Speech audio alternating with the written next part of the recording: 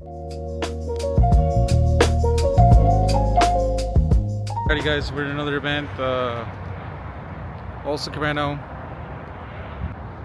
We're at the California State Railroad Museum. Let's check it out, see what we got going on.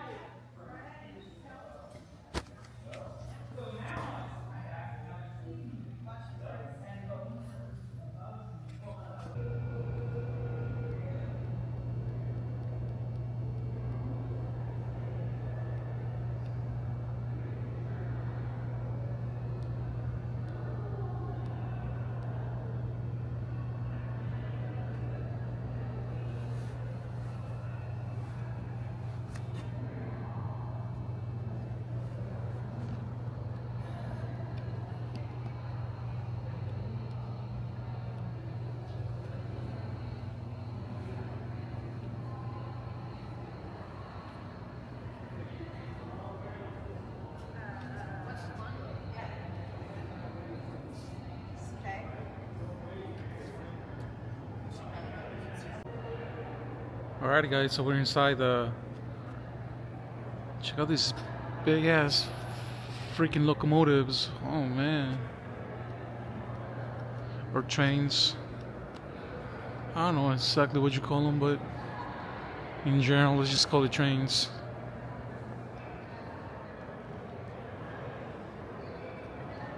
It's huge.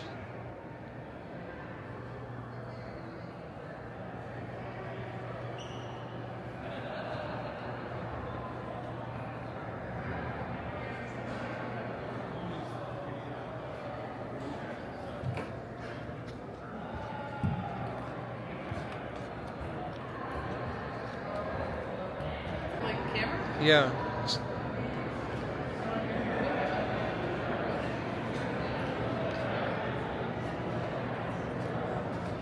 Of what first class, if you wanted a sleeping, you wanted a bed, you got a first class ticket. Mm-hmm. Wow. And this is typical. Now, one thing about this car was built, it's a Canadian car, it was built to the same plans, the same specs as the Pullman cars here in the U.S. Wow. But reason why we have this car is because it's one of very few that was never modernized during its working history. All original. So what you're seeing here is pretty much as it was built over about 100 years ago. Wow, that's really cool. Yeah. So what would you say has a better quality, USA or Canada? About the same. About the same? Yeah, about the same. Gotcha. During the daytime on a long trip, the car was configured like this for seats. And then after dinner, nighttime, the porter would come through, and right here, you can see how this pulls together. Mm-hmm. This pulls down, and then everything is made up into beds like you see up here. Wow. So that's what we got here. That's awesome.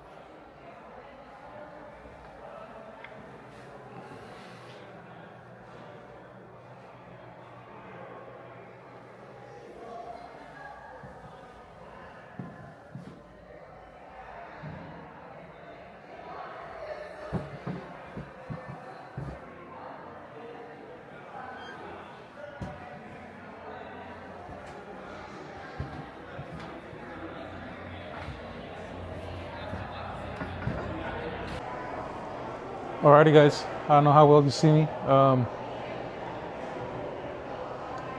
We're now walking on this railroad car where this one just was focused about mail delivery. So this was Mailman on Wheels.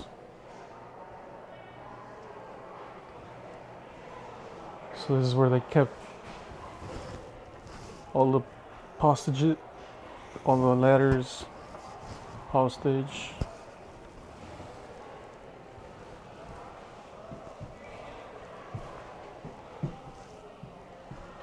These bags, I guess they were for bigger stuff.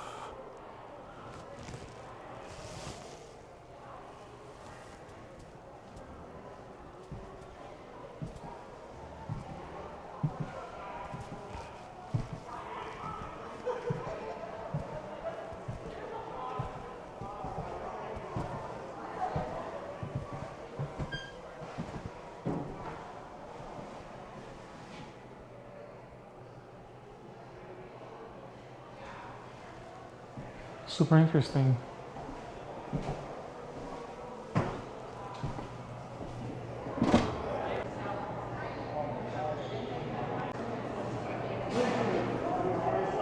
Absolutely.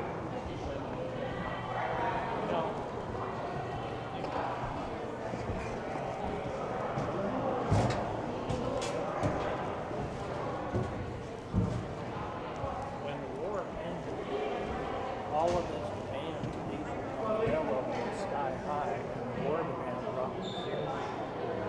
So roughly between 1945 and 1960, 15 years, the entire fleet of steam locomotives on all the railroads across the country were replaced on the road. This is one of the largest steam locomotives ever built. It's a 1 million pound locomotive. Wow. But most steam engines, virtually all of them, are built like you see behind you here. The cab is back here next to the tender because most railroads are running coal. So to get the coal from the tender into the firebox, you had to be close by. First of these big locomotives that the Southern Pacific got here in California, they got to pull heavy freight trains up over the Sierra Mountains. Now going up over the Sierras, you're dragging all the heavy freight you could drag, making about 10 or 12 miles an hour. But you're going through 40 miles of tunnels and snow sheds. So That's a lot of horsepower. Yeah, but all of this, All that cold, all the smoke and fumes coming out the front, and the crew at the back, and 40 miles you're in a hole or a box. Little problem with this thing called breathing. Yeah. So, first of these big locomotives they brought into their shops right here in Sacramento. Uncoupled the locomotive, flipped it around, closed in the cab. And they could do that because SP wasn't burning coal like everybody else. Okay. They were burning oil. So they could pump the oil and water from the tender alongside the locomotive up here into the firebox boiler in the front. Tried it, see if it would work, and it did. So at their peak, they had 256 of these cab forwards. This one is the last one that was built, 1944, right at the end of World War II. And this one is the only one that was not cut up for scrap when retired. So this is now one of a kind. One of a kind. One of a kind. Wow. You won't see one of these Yeah, of course. anyplace else in the world. Wow. Sacramento got really lucky. Yep. Yeah. Wow. This is so cool. That's what this is.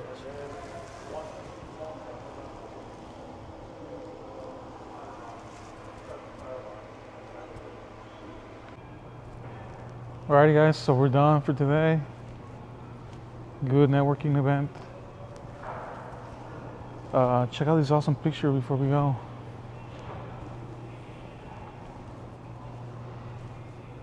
I guess this is where they did the gold nail spike. Pretty cool.